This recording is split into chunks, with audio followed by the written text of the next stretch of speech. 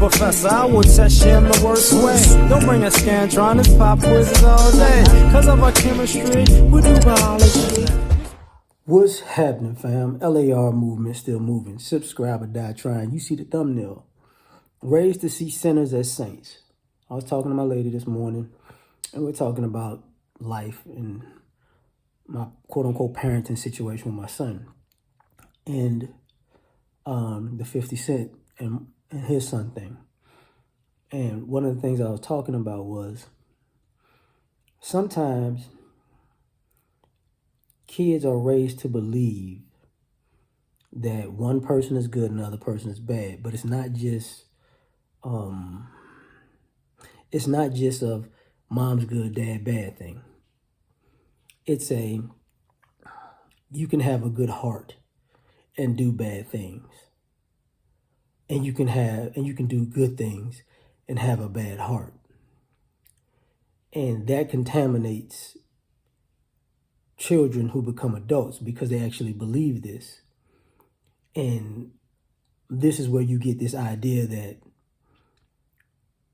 I can cross people and manipulate, use, steal, stab people in the back, be irresponsible, be unreliable, but I got a good heart.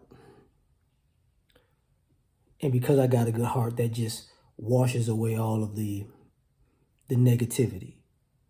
And on the flip side, that person with the quote unquote good heart can say, okay, well, you're doing all of these good things and I see what you're doing and that's good, but I think you have a bad heart. So every good deed you've done came from a bad place.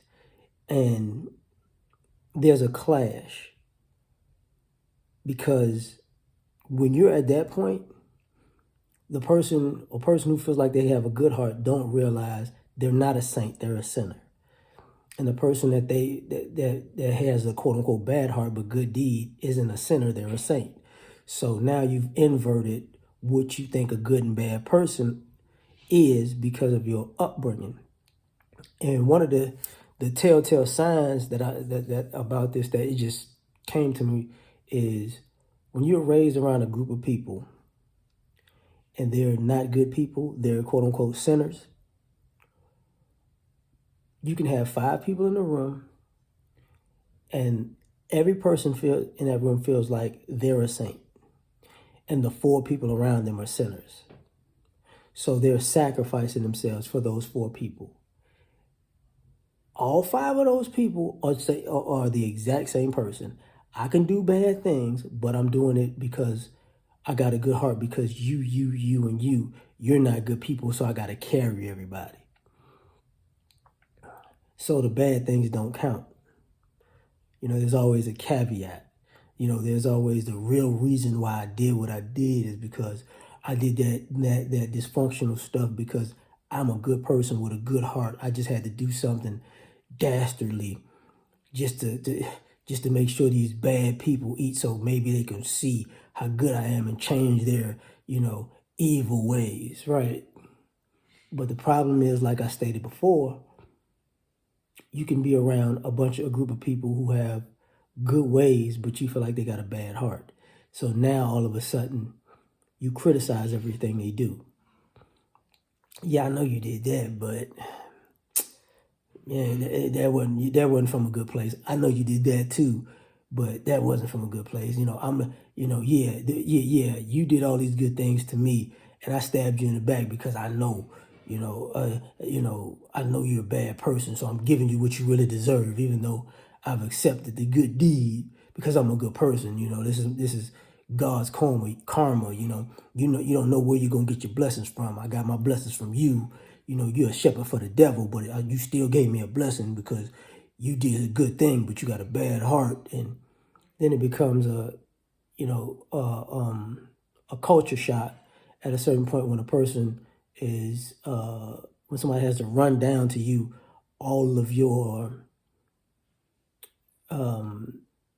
misdoings, misbehavings, all of your negativity, and you forget what you did that's negative, or the list is so long you can't believe it's you, and you run out of the excuses of why you did it. Well, I did that because of this, but I did that because of that. I don't even remember that. I did. I know it had to be a good reason why I did that. And now they got a rap sheet of negativity that they can't blame on another person. So you're stuck. And you know, people have that complex of, well, this person is living good, but they're evil, but I'm a good person, but I'm suffering. And it's like, no. Like I was telling my lady, it's an example of people who make bad decisions and think that, you know, God is supposed to bless them. Like I was like, if you got a person who's a drug addict, and they was raised this way, they're a drug addict, they've been a drug addict for years, and they have the mentality that, you know, they suffered all of those years of being a drug addict, even though it was their choice. And then I'm gonna buy a lotto ticket and I'm gonna win a lotto because God gonna bless me for all my years of suffering doing dope. It's like, what about the person who didn't do dope and was doing the right thing, but they don't have the heart that I have? They don't have the heart that I have. The reason I did all that is because of my heart. No, it doesn't work like that. But when you raise to see sinners as saints, you really walk what good and evil is. And that's, to me, that's one of the reasons why they say the road to hell is paved with good intentions. So I hope you get where I'm coming from.